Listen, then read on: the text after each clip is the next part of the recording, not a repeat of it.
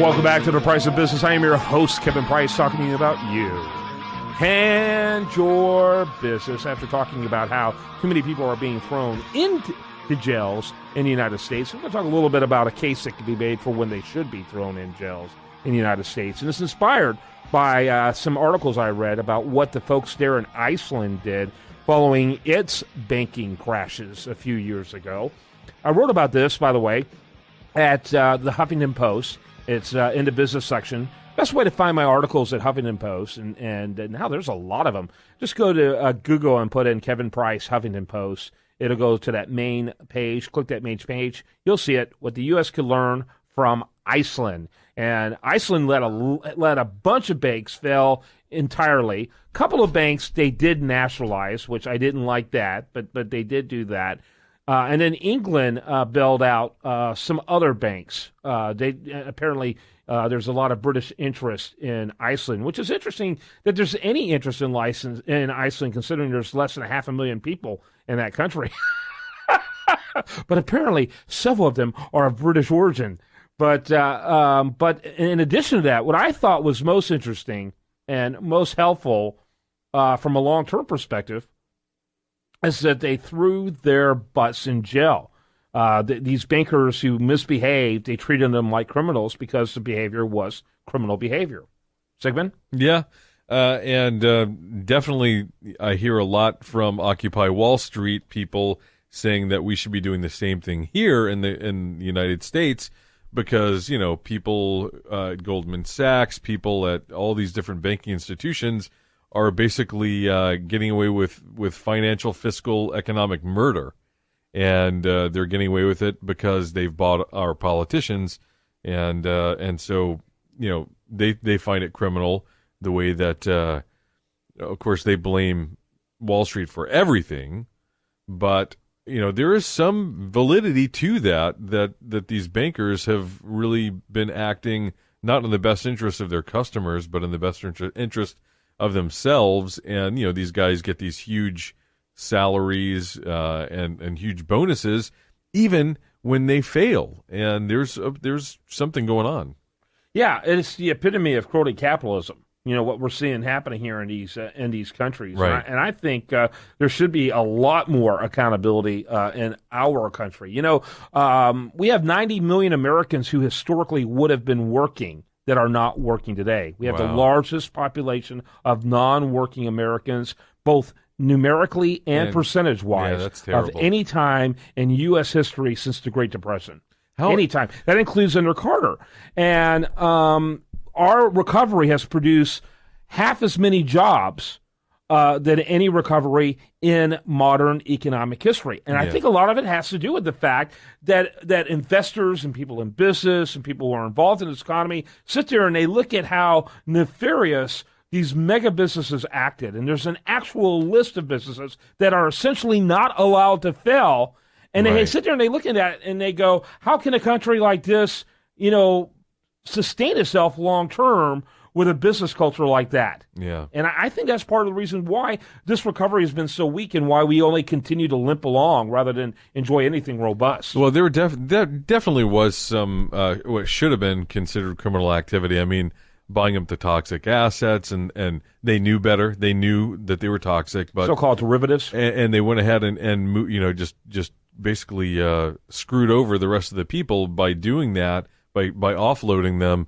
And in a scrupulous environment, those people would be called on the carpet. But we don't live in a scrupulous environment, especially not when you have all these lobbyists in Congress who are spending millions and billions to have the law basically not applied to them. Yeah. And when you have Congress members not applying the law to themselves, you know, opting out, if you will, then there's definite malfeasance. And I can understand the Iceland government wanting to put those types of people behind bars. Is that how you opt out? Is you become a congressman? Yes. To that scrutiny? Absolutely. See, people have encouraged me to run for Congress so many times over the years, and I told them there was no reason why I would want to. Now you finally give me a reason why. I mean, and there really isn't. You know, I believe that the book Parliament of Whores. What is his name? What is his name? Who wrote that book? One of my favorite books and one of my favorite writers. But you're getting old, so you can't remember. Exactly. Next thing you know, you're going to be rolling me up from the ground floor in this chair and just putting me right here. Bringing back memories of some former people that you've had on. And of course, I do remember, thanks to a computer, it was P.J. O'Rourke who wrote that. Yeah. Oh, there you go. And they are. It's a Parliament of Whores. Who would want to be associated with such a group? Yeah. Well... And it's so funny they call themselves honorable, and they exchange conversation with each other. And my friend, and that's why... honorable is an official part of their title, and it's like, how ironic is that? Right. Well, judges are the same way, and most of them are not necessarily honorable. Oh, no, most of them are oligarchical dictator types. Yeah, and so it's just the society we live in. It's nomenclature. It's ridiculous. But, one thing, interestingly, Hillary Clinton was a senator. Maybe that's why...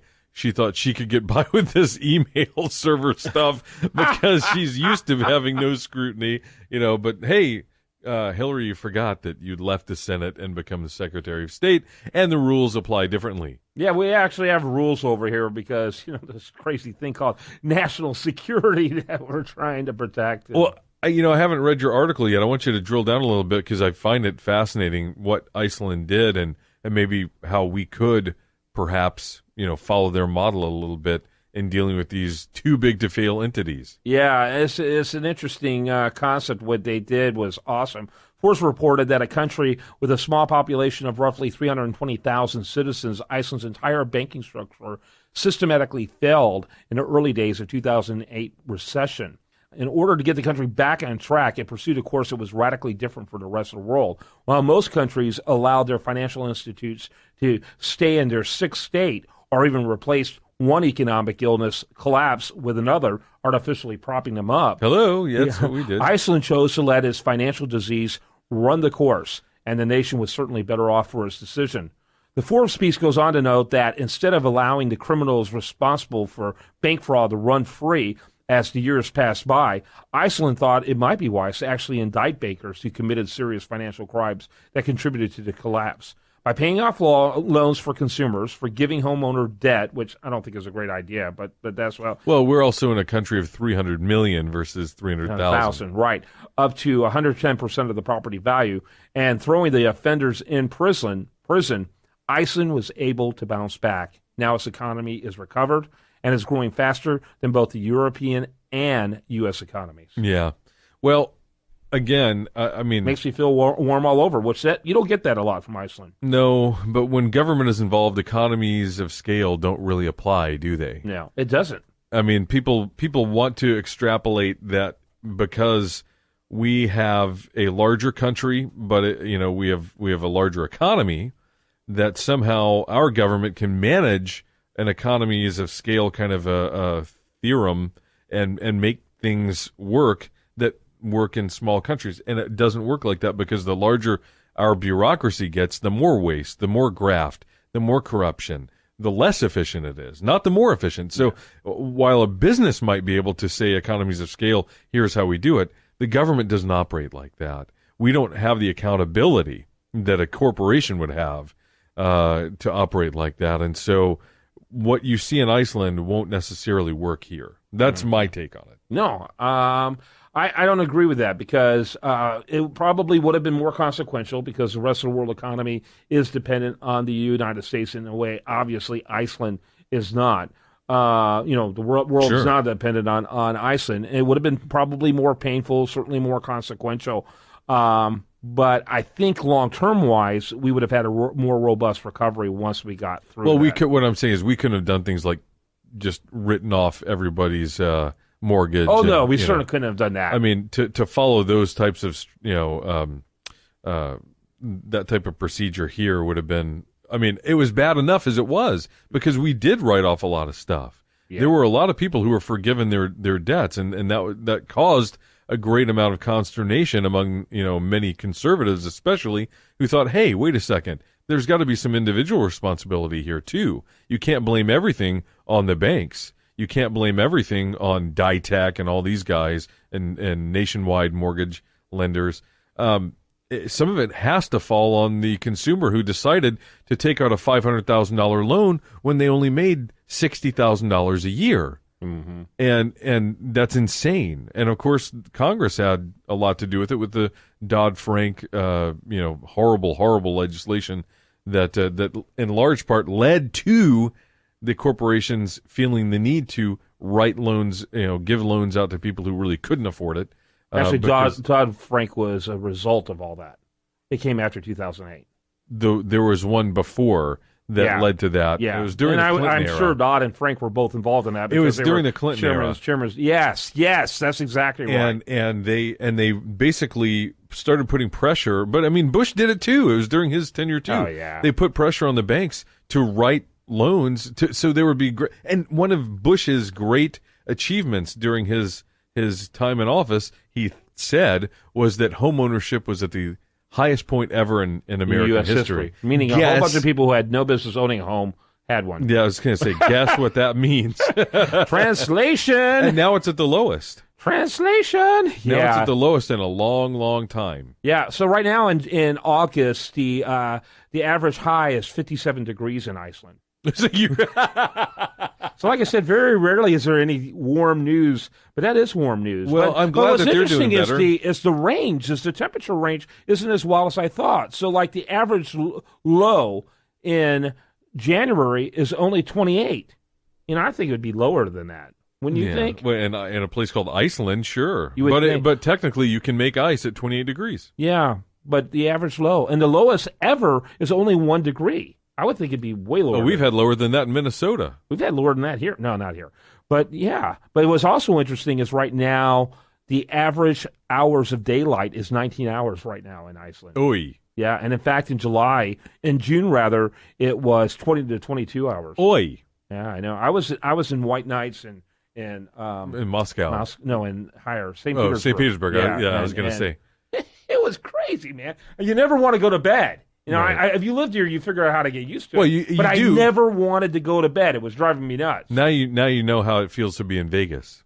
Yeah, I've been to Vegas. At a casino. Yeah.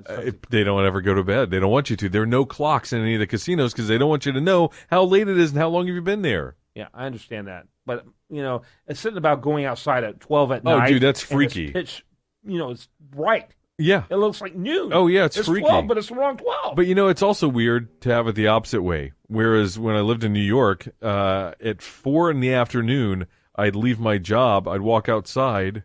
Yeah. And it's night. It's like midnight night. Yeah, the last time dark. My wife and I went to New York for one of our trips. We love to go to New York. It's one of our favorite places to visit. We spent a week there in January. It was exactly like that, 4 o'clock. Yeah. And if it weren't for the artificial light, it would look like 8 o'clock anywhere else. That's right. And so you're like, okay, I came in, this morning. It was nice and bright and sunny, and it's not really late. I'm walking outside, and it's time for bed. It's only 4:30, but it's time for bed. As usual, you digress. So we're going to go ahead and call this segment done. We're going to stick a knife in it or a fork in it. It's a fork. Yeah, you're getting violent over there, bud.